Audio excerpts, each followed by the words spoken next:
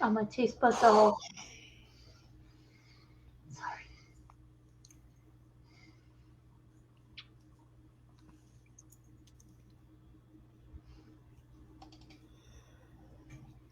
Hello and welcome to this week's episode of My CP Does Not Define Me, where we focus less on the this and more on the ability of what we can do.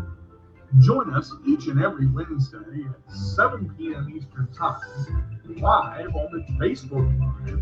Looking forward to seeing you there. What's up, everybody? It's D to the J with a rollaway, and believe it or not, it's Wednesday again. Something has repeated itself. Unfortunately, it's the day of the week, and yes, we have a lot of that white stuff on the ground. No, it's not dandruff, it's snow, and it's come from the clouds in enormous balls of little flakes. And now people are outside and building snowmen and snow angels. Actually, no, most of it melted and it was nothing, and I didn't even get to roll in it. But that's another story for another show.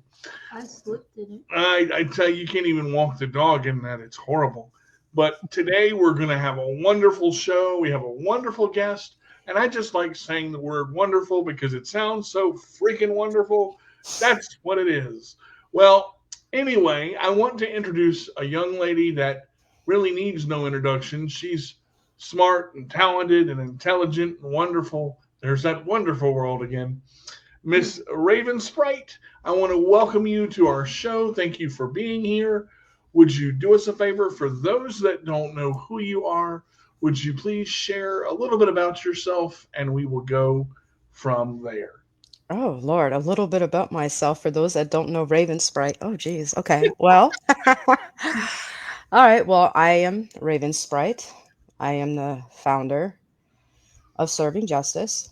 Um, I'm extremely educated with computer animation, graphic arts and design, computer science, computer communications, and very, very educated with helping people who have been victimized, cyberstalked, bullies, harassed, through online and offline. I'm a huge advocate for Save the Children, and I am very much of an advocate for equality of people.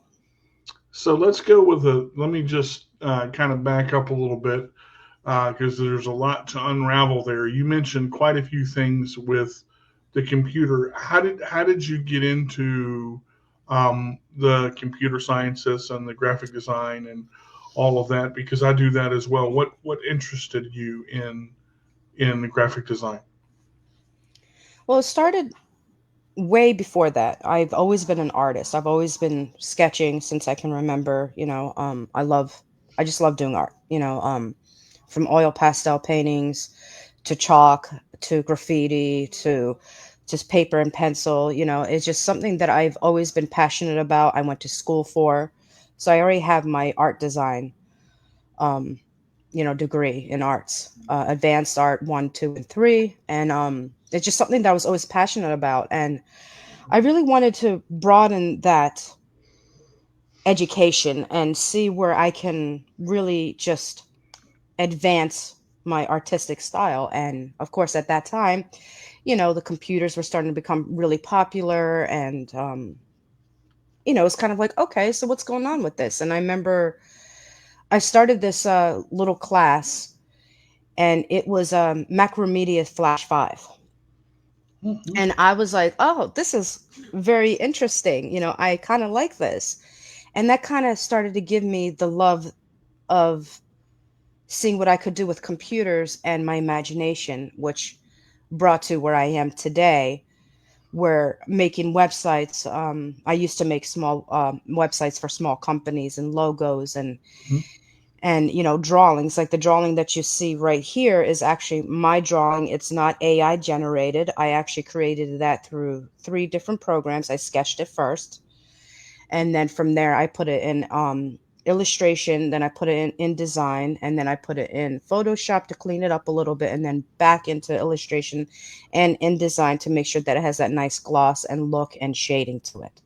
So it actually took me about a month to do, little by little. And, it's just those kind of passions is what really brought me into the computer world and graphic arts and design. I really wanted to see how I can bring my talents and my passions Mhm. with graphic arts and design and communication, computer animation, computer science into art and what I already know, if that makes sense.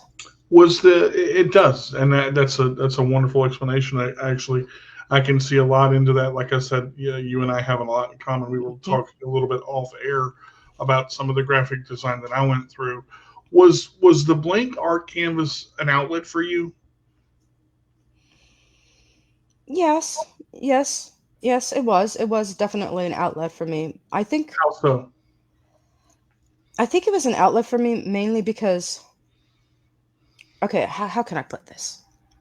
I'm gonna put this in this way. This is something that's one of my professors taught me, and this is how I started to really proceed with art. When you have a blank canvas in front of you, right? Mm. You can imagine a million things that can happen with it. But Captain if you Jack. take if you take a moment and you look at your blank canvas, Mhm. what do you see? And when my professor told me that, and I looked at my blank canvas, the thing I saw was my emotions. Wow. And that's when I started to draw my emotions. And it became my blank canvas became my, in a sense, therapy for my emotions. It became my therapist. Mm. And that was my outlet. That was my place. When you talk about your emotions, seeing your emotions on the canvas, when you either sketched or painted or whatever definition you used or outlet you used to put Mhm. something on the canvas, how much how much of something emotionally attached was involved in what you painted or drew? Okay, so that really depends on the aspect of the emotions I was having. So like I suffer from several things, right? And so one of the biggest things that I suffer from is PTSD and psychosis.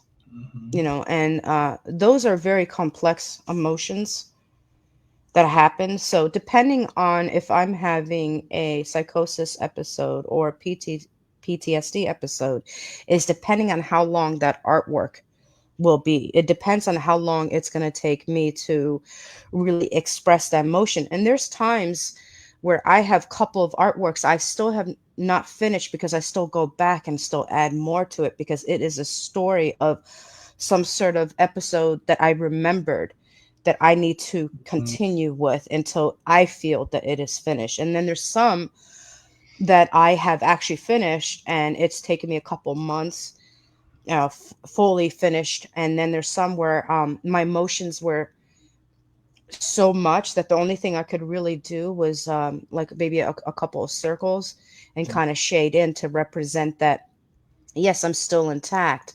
But the shading part of it, inside of it, was the feeling of kind of being in a black hole that I was stuck, you Hmm. know? And that was kind of like what it was, for a really long time for me. I kind of want to get back into drawing again because I am going through a lot in my life right now, and that felt like the only way to really kind of keep myself balanced, Sure, and I can understand that. It's we were thinking along the same lines. I've watched Bob Ross for years. He's one of my favorite painters, um, and I believe, and Jim Carrey said this when he was giving his dissertation for the Hmm. graduating class, I think of 2014. A painting can be finished or a painting can be never finished because you have so much more that you can do to it. You restart it and add something else, another color, another gloss, and it makes the painting or drawing look totally different. Do you believe that a painting can sit there for months and you think that you finished it and then you go back and you say, well, let me add this just to see? Oh yes, yes. Actually, I've had paintings and artworks that I thought I had finished years ago that I would come across to later and be like, there's something missing, when I thought it was already finished, and I would end up going back into it and adding a little bit more. That's why I always feel that artwork is never truly finished, because artwork, your art is your emotions and your style, and our emotions are never ending, so therefore art is never ending. Sure, sure. I love the way you phrase that. My teacher in high school said the same thing. Art is Mhm. never ending. It's a constant. Life is a constant canvas for you to put your colors and imagination to, because anything is possible with pencil, pen, and paper. And I Oh, love yes. she said. Yes. Actually, it's the most powerful thing you can do. Mm, Not just communication of yourself, but communication to others. If you cannot communicate your emotions, but you can communicate emotions through art. And art doesn't have to be pencil and paper of drawings. Art can be poetry. Art can be your book. Art can be your music. Art can be storytelling. Art can be singing.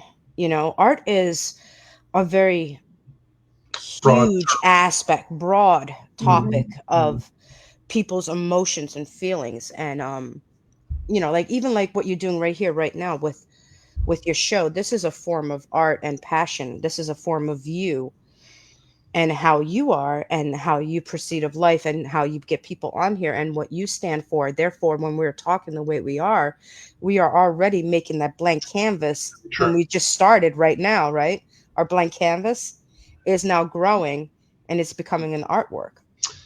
The amazing thing in talking to you is you talk about a lot of times when you have certain disabilities with internal struggle. And Yes. I've had people on my show that have broke down. I've had people on my show that have stood tall. And I think that a lot of times we are our own worst critic when it comes to a lot of things that we deal with. But when you have an internal struggle on top of that, it makes it 10 times worse when you're trying to pull yourself out of a hole. And I think writing and art and drawing and poetry and things like that can help get you out of that hole. Yes. Yes, it can.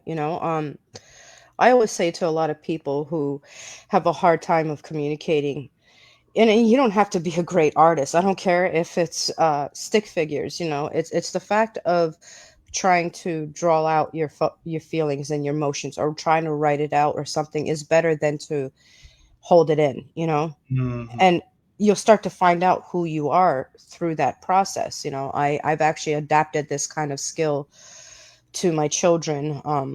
My daughter's actually adapted it more than my son. My son is more like me with computers Mm-hmm. and the science of computers, but my daughter is exactly like me when it comes to art. She has adapted my art skills very, very well.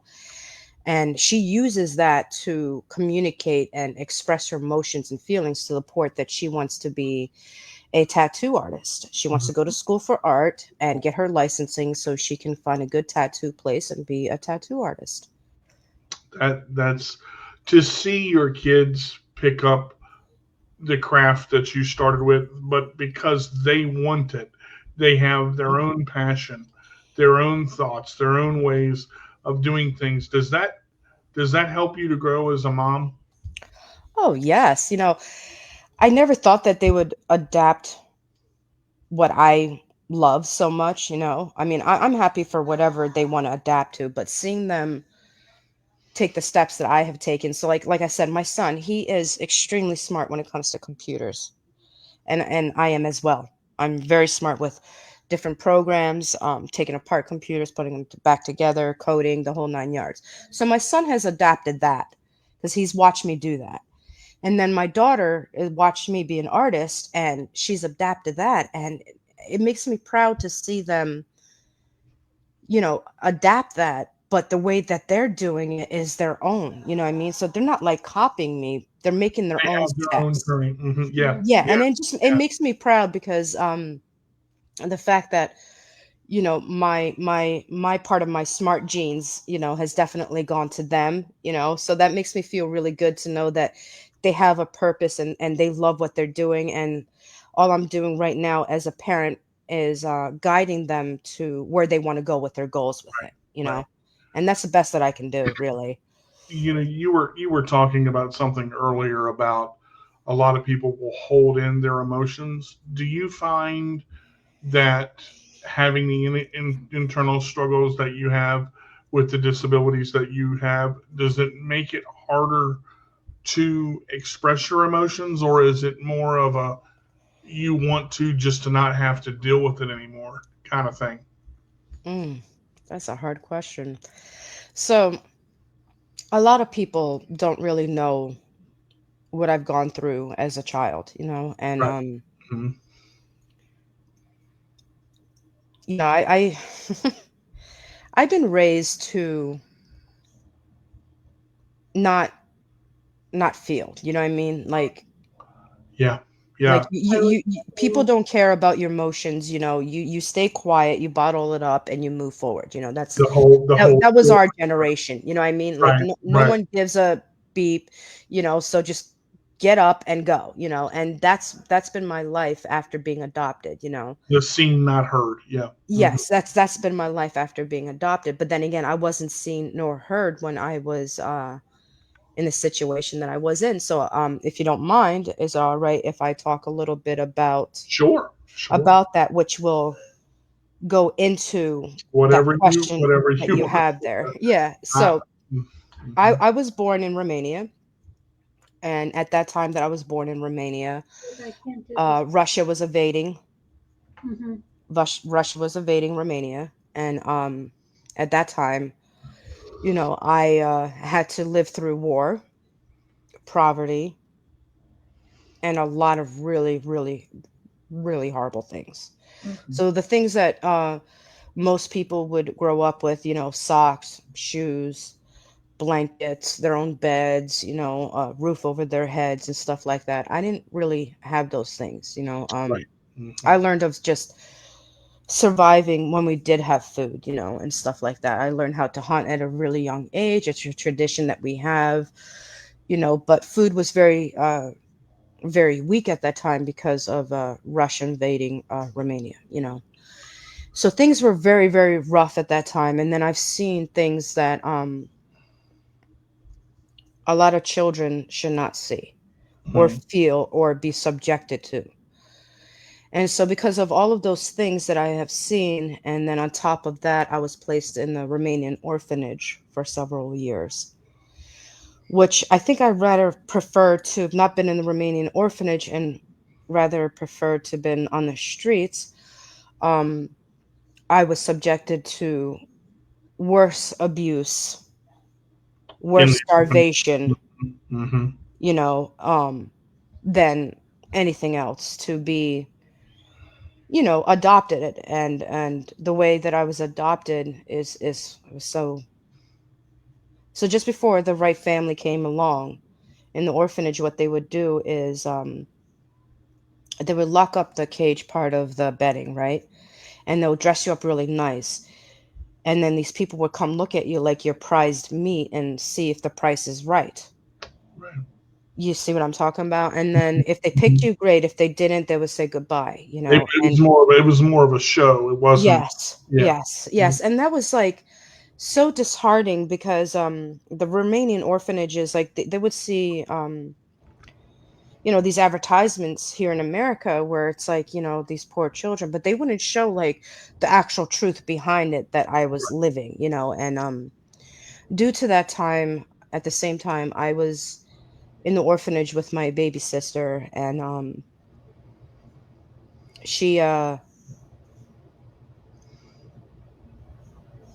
she didn't um she didn't make it. Mhm. So you know, she died in my arms. She was only 6 months old. Wow. I was about, I want to say 5. Phew.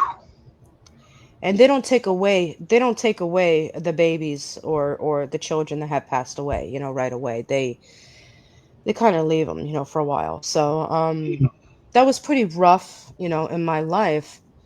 to being subjected to being adopted and learning English, learning to read, write, learning to be who I am today, that when it comes to those emotions that you're talking about, I prefer not to feel them, because when I feel them, it's excruciating pain. It is to the point that even my blank canvas will never be filled when I feel that way. Because I have tried when I felt that way, and the blank canvas stays as a blank canvas because the emotions are so Much. Hmm. strong. They're so overwhelming that I have the flashbacks, I have the emotions, I have the feelings that no music, no art, no capabilities that I have of the high intelligence that I have will make that into an art that comes out. So I have learned to, of course, talk with my therapist, my psychiatrist, and slowly work to of this acceptance of these things. That's why it's called psychosis, why it's called Mm. PTSD. Sure, sure. But on a daily day basis, I am that person that says, no, we're not going to feel that today. Hmm. And that's kind of where I stand with, and it's difficult because I'm trying to work through it now as an adult, more so to feel them. It's kind of like opening up that Pandora box, you know what I mean? So when you open up that Pandora box, Hmm. I'm talking about, and you're starting to open it as an adult from all of the things from your trauma in your past, it's literally like I don't know if I want to open this, you guys. Like, this is a little too much. Like, the Yeah, forces of it is like this might explode, and of course it did explode to I'm working on showing these emotions, and I only show these emotions to very, very close family where sure. I feel safe to do so. Mm. Now, however, before you ask this, I have taught my children to communicate. I have taught my children to always show their emotions. I have taught my children that it's okay to have these emotions because I don't want them to feel stuck like I did. Right. You almost kind of read my mind where I was going to go. It wasn't that exact question, but along these lines, there are so many people with mental problems that they face, and everybody has problems. But when you've gone through what you've gone through, you talk about your therapist, and you talk about the people that you're able to talk to, and the safe space that you have Mm. now. How good was it for you to get help and to find help where people are like, I don't want to talk to no therapist. All they're going to do is tell my everywhere. I don't want to talk to nobody else about my problems. That way. How do you, I mean, what do you say to them because I always say getting help is okay, but you have to get to that point of where you know you need it.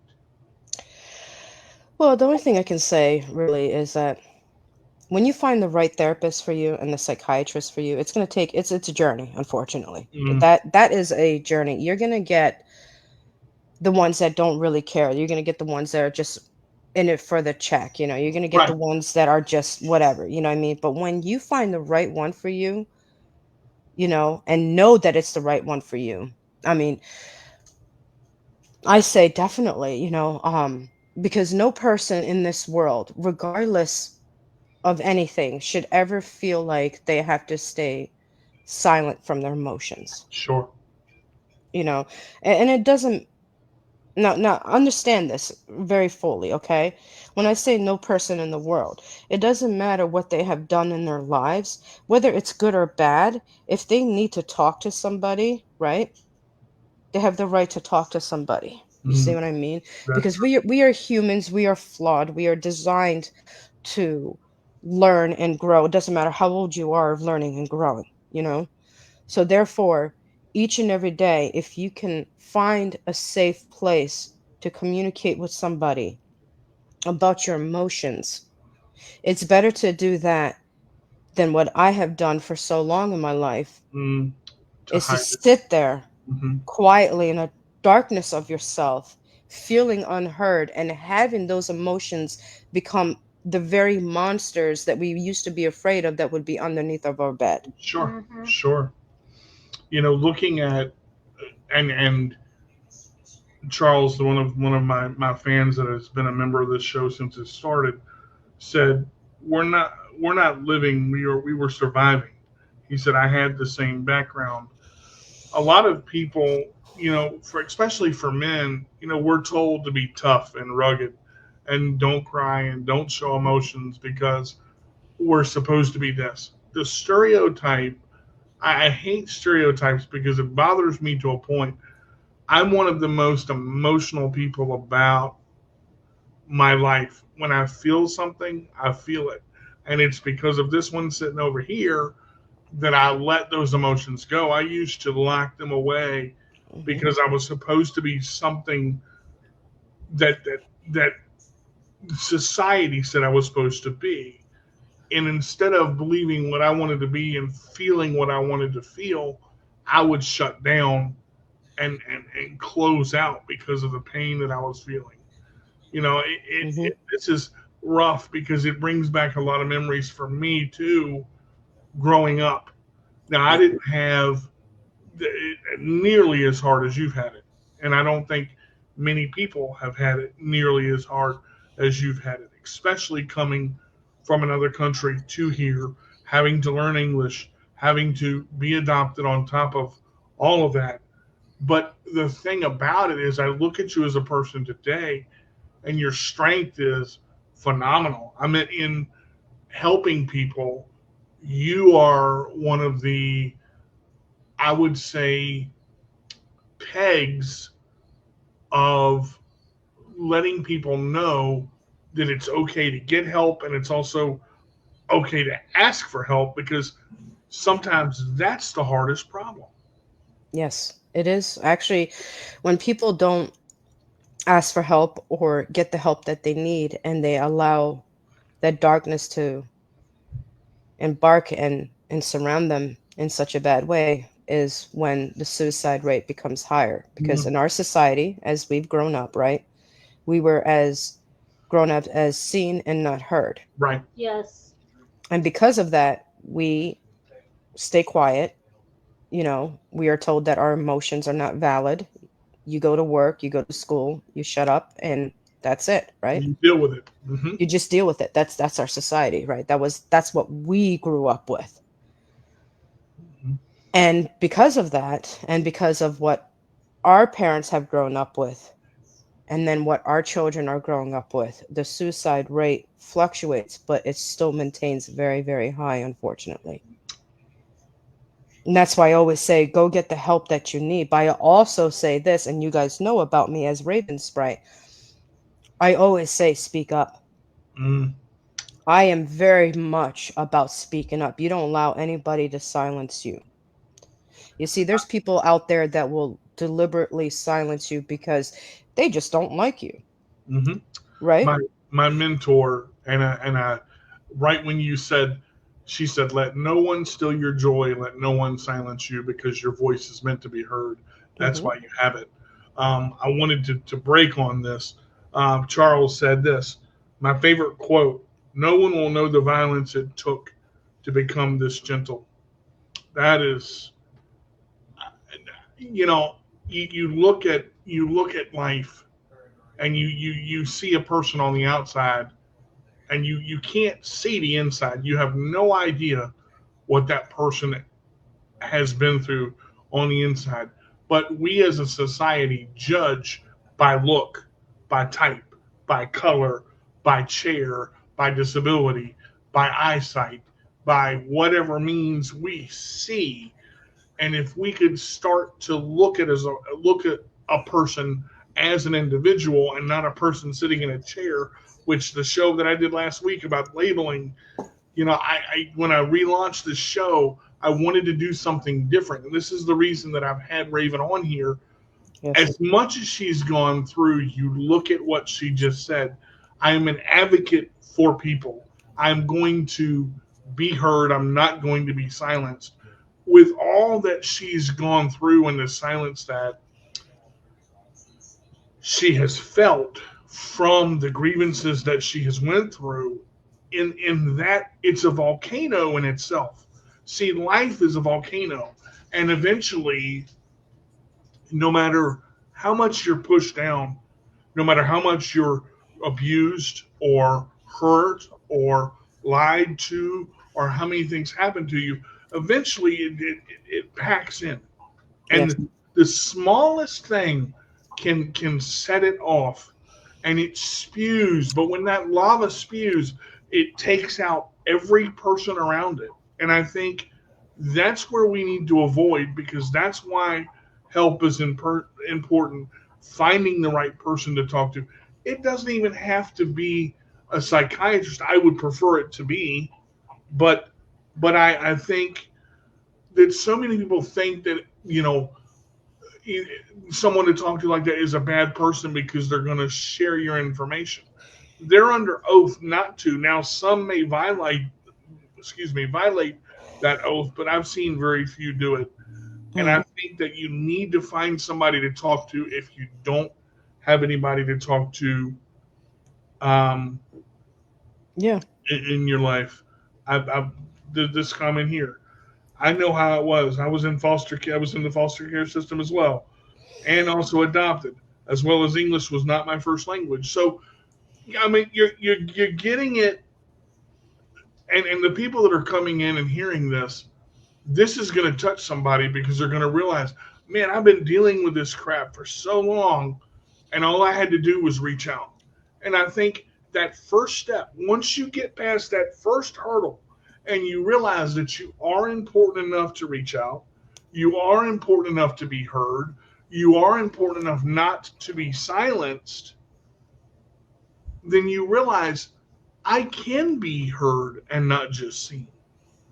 Always. Always, I mean, my whole life I was never heard and most times not seen, and that doesn't mean that I'm like gonna, come through people's door and be like, "Hear me," no. Mm-hmm. No, it's more of like, this is who I am, and these are the, like this is my voice. And I promised myself a very long time ago that I will never be a walking, sorry, my English, welcome mat for anybody to walk on.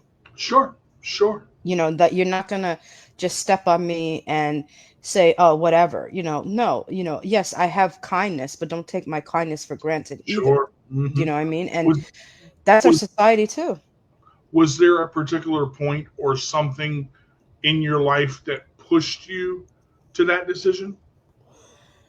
There was many things, So but many things. It wasn't it just wasn't one just one over. thing. No, I think the biggest thing though, honestly, for me was struggling struggling with my PTSD. And at that time they didn't diagnose people with Sure. PTSD nor children, and until much later on. And so my whole life I was misdiagnosed with my PTSD and psychosis. And doctors weren't listening, psychiatrists weren't listening, therapists weren't listening, and I was just feeling like just completely hopeless, Right. No matter what I say, it doesn't matter. They're not going to listen Right. to me And, anyway. and it was to the point where like I was like, okay, when is this going to stop? Because like self-medicating isn't working anymore. So good. Ending my life seems like literally my only option, which I have tempted many times in my life, unfortunately. Me too. But that is the thing about emotional disability. When you have severe depression, severe anxiety disorder, severe PTSD, severe, psychosis, is that your brainwaves are connected very differently from the traumas that you had as a child and as an adult. It's a condition, that's what you want to do because you don't feel that you matter. You don't feel Sure. that your life is of a purpose, and it's not a purpose of others. It's more of a purpose like I feel like I'm a burden to others, so therefore I shall remove myself from the equation to make everybody else happy. You see, See, that is the that true was definition. That's the mhm. true definition of people who have these mental disorders. Okay, that's a true definition. That was me right there. The burden was the burden was, I'm a burden to everybody, so I'm just going to remove myself That's mine. um, from the situation. I Hmm. and I literally I want to go back to something Kim said here. Sometimes the only way forward is Sometimes the only way to move forward is to go back. that is my favorite quote, and not many people understand to me what it means. Only the strong survive. But the problem is, so many people go back and they stay there that they don't step forward. And when you don't step forward, it literally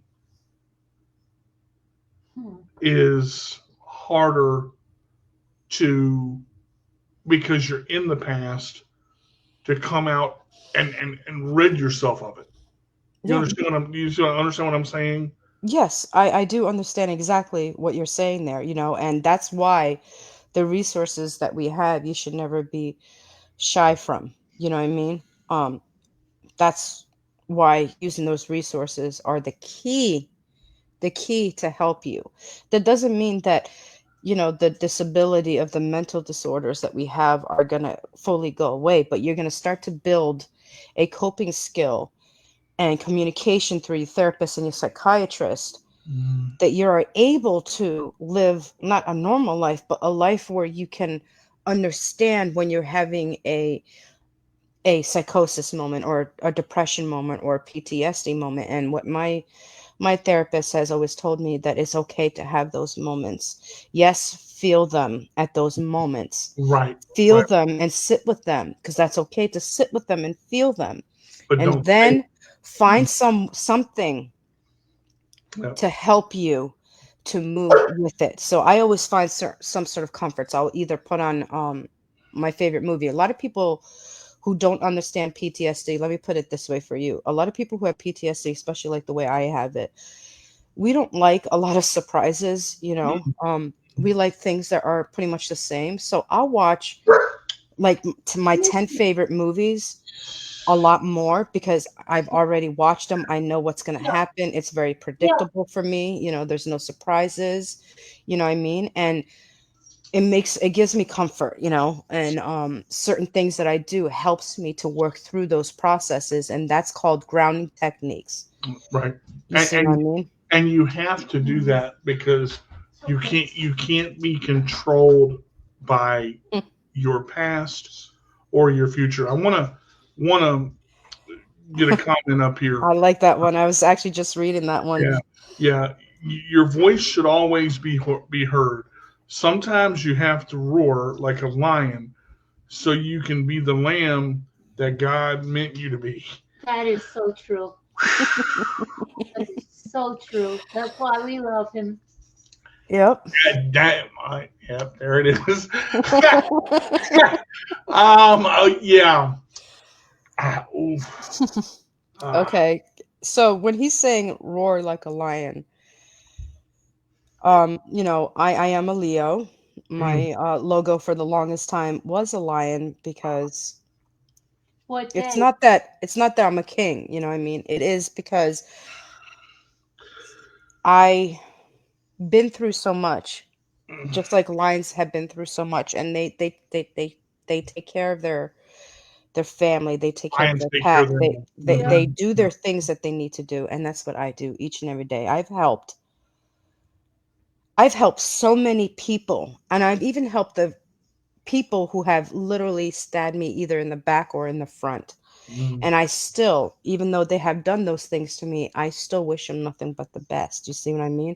So I've helped a million people. I have roared when I needed to roar, and I have learned to sit back when I needed to sit back. So when he says that roar like a lion, that literally means, to me at least, I think in my opinion, it means definitely never be silenced, that your voice is extremely matters. But there's also a difference between roaring like a lion and then roaring like a banshee. Well, and I was going to kind of go there, something that Captain Jack said. The lion is often referred to as the king of the jungle, king of the beast, not because he's a king, but because the male lion takes care of his pride. Yes. And the thing about roaring like a lion is a lot of people don't get to that point until they're pushed. Yes. You shouldn't have to be pushed to roar like a lion when you're happy about something or when you're passionate about something, but you don't have to roar so loudly that everybody has that you're the center of attention. It's different. Yes, It's it's a different type extremely of different. roar, and yeah, the fear Hmm. versus respect, very much Exactly. exactly. What's up, Louis? I really admire saying that because people forget that uh, even and I'm not trying to preach religion on here with Hmm. anybody because you believe in who you believe in, but who God intends me to be is who God intends me to be. Hmm. Whether I'm a tiger or a lion or a monkey flying in a tree, I'm going to be the best individual that I can be because that's what God showed me. The thing about what Captain Jack said is so many people think that their voice is so small that it can't be heard because of what they've been put through and how far they've been pushed down that to use their voice they've forgotten how. Yes. And even when they know they're wrong, even when they're no, come on, Hmm. phrases, hello now. Even when they know they're being wronged, they will still stay silent, and that's where society needs to stop right there. Because when something is being done wrong, not just one person should roar like a lion. There should be a pact. There should be a pride of lions that are ready to go and stop what that person is doing. But we in society say, I ain't getting involved in that. I ain't going to jail for you. I ain't got no bail money. No, no, see, it ain't about that. You got to come from behind to take the lead, Hmm. and that's to take the lead. I won't stand for a lot of things. I won't stand for domestic abuse. I won't Yeah. stand for bullying. When I started this show 6 years ago, one of the things I wanted to stop all the way through was bullying on social media because it happens too often. Babe, you're getting loud. You're upsetting baby. It's it happens too often. And the thing about it is, if it doesn't stop, but I shouldn't be the only one that has it to stop. We all have to learn to be our own advocate and advocate for ourselves because the only person that we can trust at the end of the day It's is us. ourselves. Yep. Oh, yes, absolutely. I mean, that's another reason why I created Serving Justice, honestly, was I want to be the voice for those that are innocent, that are scared to use their voice, to give them the chance to use their voice. Why I created Serving Justice. Serving Justice was never meant to be for me and my justice. My justice is my own. The Correct. justice is for the people. So whichever stories that they have that they want to share, from good to bad, it is their platform to speak. Mhm. Therefore, we've had people tell us their story, but they wanted to be anonymous, and we did so. We've had people that have disguised themselves and still told their story, and they told us what to put in and what not to put in for their own self. And I have literally been there for so many people because I know what it's like to be to be silenced as a child, to be silenced as a young adult, to be silenced as an adult, to be victimized, to be bullied, to be all of those things. Because what, I'm different, because I speak three different languages, because I came from a different country, because my education is different than somebody else's. At the end of the day, we all struggle, we all have our own problems, we all have our own situations. And instead of attacking each other, instead of saying, well, you did this or you did that, you look like this, you blah blah blah, blah, you, how about, let me reach out my hand and let's figure this out together. Mm. And by doing so, instead of one person roaring like a lion, now we have a pack, as you're talking about. We can be there and help each other. Why Serving Justice even came to play was to hear people. That has been the whole purpose. And I think aside from that, there are so many people that need to be heard on a platform like this on serving justice. Their story needs to be shared because there's Yes. somebody sitting on a couch There's somebody homeless, there's somebody struggling, there's somebody that thinks, I'm never going to get past this point. I'm never going to be where I'm supposed to be. One of the things that I learned very quickly in martial arts and in everything that I've done in my music career and all of that is nobody always or nevers. And to say that out loud I is love what Captain Jack just put. is something that is meaningful, Hmm. because the one thing that I can say with always is every day that you wake up and you place your feet on the ground or your feet in the chair or wherever you place it, you have a chance to make a difference. And again, Captain Jack said this: the only time you should ever look down on someone is when you're extending out your hand in order to lift them up from the ground. I We love that. we need to start lifting people up instead of putting people down. I just last week I had Edwina Wilson on my show. She's my internet mom. She's been my mentor for many years since I started my CP does not define me. She gave me the opportunity to do it. She has said always when you walk by someone, whether they have a disability or not, say hi to them, speak to them, Hmm. acknowledge them, make them feel like they are a person and not just an individual sitting in a chair that's walked past and looked at as a statue, because they don't exist. They do. Of course, Charles, you sure may. The thing about it is, if you don't take the chance to acknowledge and you don't take the chance to open your mouth and say, listen, I want to do this. I want to create a platform for people where they can share their stories, where they can, you know, be educated, but where they can also learn how to educate themselves and be the advocate for themselves that they were born to be. Hmm. A smile can be understood in every language. That is a scientific fact. It takes more muscles to frown than it does to smile, Yeah. and and there are scientific experiments that are done on the reaction of a smile. Look at Patch Adams with Robin Williams. That's one of Yes. the things that they do cover. But talking about Raven, we got about 12 minutes left in the show. I want to Oh, about wow. 13 minutes left in the show. Yeah, the hour goes fast. You as an individual now, you look at yourself today, on January 22nd, 2025. Out of all that you've come through and the Raven that you are now, I love Raven because it suits you so well. Uh, the Raven that you are now, what what? Okay, this is a two-part question. What changes do you see in yourself today that you've grown from, and what do you want to see change in you from from today on? So, the changes that I have seen in myself, I have seen that sometimes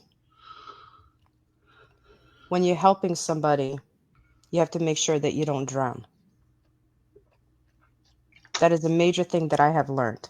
That you don't Don't um, drown. That you drown? don't drown. Yes. Okay, okay. Because most time doing what I do of being an advocate of helping people, of all those topics, there's a lot of times that sometimes people want the help, but they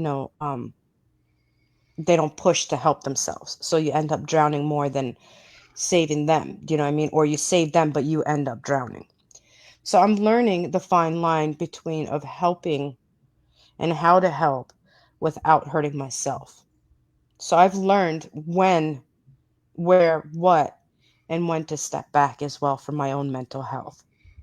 I have grown in ways that I never thought that I would grow, especially with serving justice. And you were talking about your mentor, my mentors on here right now, Captain Jack Morgan. Mm-hmm. He's the one who has taught me a lot about how to present myself with my show, because there's been times that I had to learn to be a little bit more calmer, because as you guys know that when I'm very passionate about something, my Oh yeah. words are extremely passionate.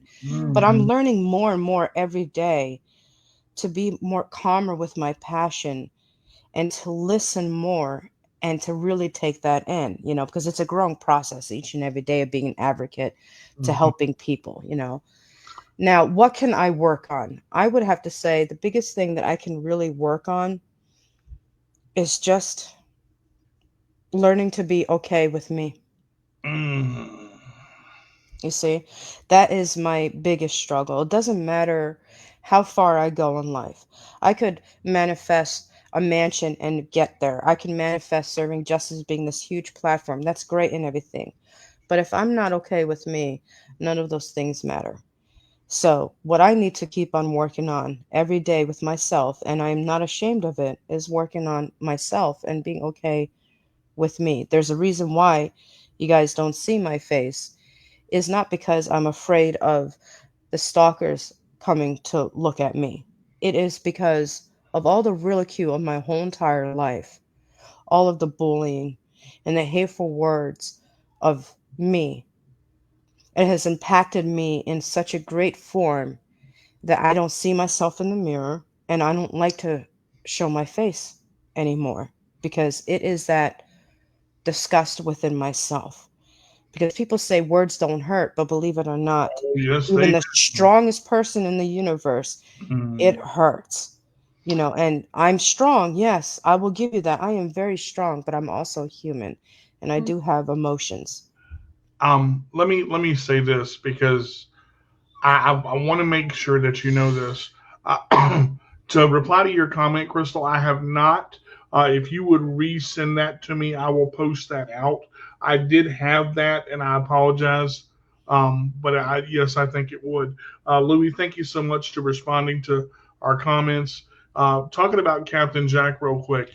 I'm going to have him on the show here soon. Next Yep. week. He is one hell of a mentor and Mhm. one hell of a guy. And Mhm. that's just Captain Jack in a nutshell. We call him Um, the daddy of serving justice.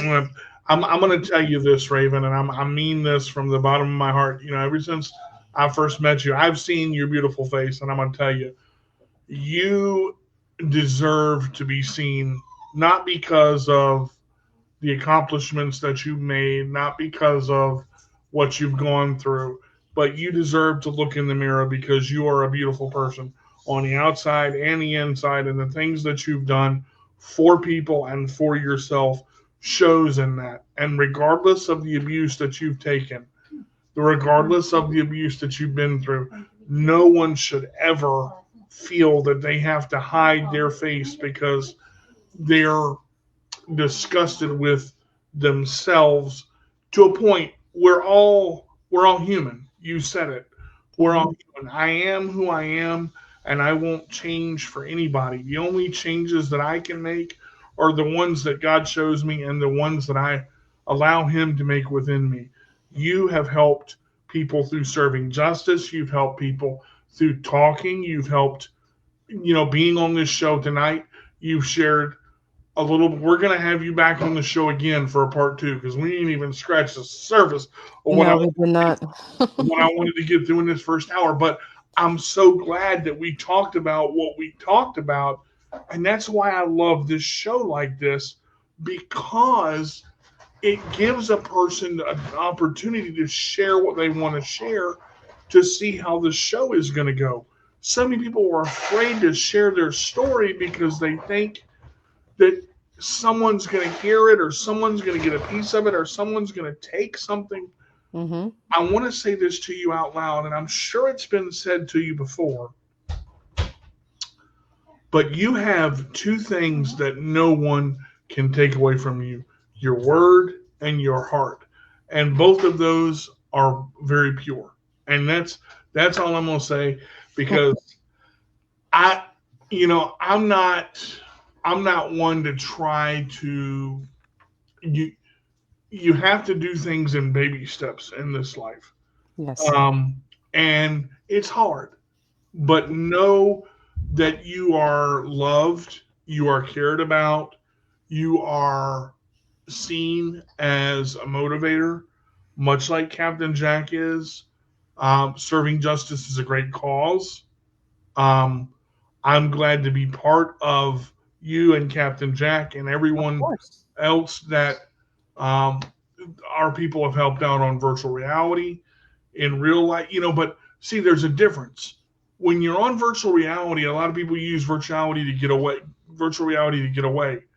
But there's a real life to virtual reality too, because I'm going to be the same person that I am today in real life, and I'm also going to be that same person in virtual reality. I'm not going to be fake. I don't need Exactly. to be fake. That's what I love about you, Raven. You're not fake. You're Captain Jack's not either. Captain Jack is not either.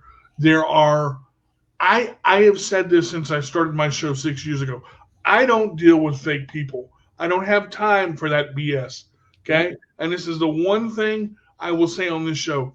Shit happens, but I don't deal with bullshit. I can tell you that right now. That's where I don't go. That's where I don't become that. I have seen you succeed and I have seen you help other people because the negative stuff that happens to you, you mentioned a word.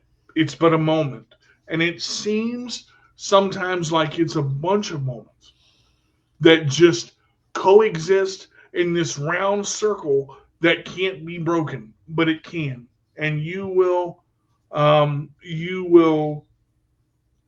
succeed. You will continue to succeed. Hmm. Thank you so much for being on the show today. I've got about 4 minutes left. Is there any final words you want to share to our viewers? Well, I wanted to say this really quickly. We love you, One, Raven. one, thank you, Captain Jack, for always being my mentor and a close friend. I really appreciate everything that you have done. I want to say, DJ Tiger and Goddess, I think you two are the most sweetest, wonderful, strong people that I've ever met in my life. I want you guys to keep on doing what you guys are doing and know that it, just like you're saying over here, cerebral palsy does not define me, right? It doesn't define you guys. I don't even see that in you guys. I see you two as wonderful human beings. And there's that word, wonderful, because you guys really are wonderful human beings, you see? And that's where people need to see is us, not our disabilities, not what we're lacking, who we are. And when you start to see that, then you see two great people just living their lives. And that's what I see is two great people living their lives, pushing for their passions and just being there. And I admire you guys. So when we do a part two, I will make sure to show my face and show you guys that I am okay. Awesome. Can we show her our newest drawings we did? Because you guys are talking about drawings and paintings Not and not all. on the show, babe. We'll do that another time. If anybody would like to be a guest on the show, please don't feel free to email me at it's carterdj85 at gmail.com. Please put your name in the subject line and then about a 5 sentence, 6 sentence paragraph about your story. Please don't write a book. I have to interview you before you get on the show. You can do that. We can set that up for the people that have been on before. I will get you back, but we're looking for our new guests first. We're looking forward to having Captain Jack Morgan on the show next week. Man, it's going to be a good one. We're going to have Raven back again. I can't wait. I always say this on my show. I'm D to the J with a roll away. And if you can't be good, be bad, but be good at it. Thank you guys for tuning in. We love you. Thank you for supporting our show. Please share it, share it, share it to all of your friends, all of your profiles, all of your Facebooks, all over the world. We want to get this out and people to be aware that it's okay to be who you are. We are meant to be heard and seen and shown because we are all precious in our own individual way. Raven, stay with me as we go off the air. Thank you, ladies and gentlemen, for being part of the show tonight, and we will see you next week on My CP Does Not Define Me. Goodbye, everybody. Goodbye. All right, everybody. That's going to do it for this week's episode of My CP Does Not Define Me. As always, you can catch us every Wednesday at 7 p.m. Eastern Time, live, Facebook, and on YouTube. Also, if you haven't already checked out our YouTube channel, My CP Does Not Define Me, where we post all of our show's episodes in our ICP playlist. As always, I'm your host, Steve the J with the roll away. If you can't be good, be bad, but be good at it. We'll see you next week.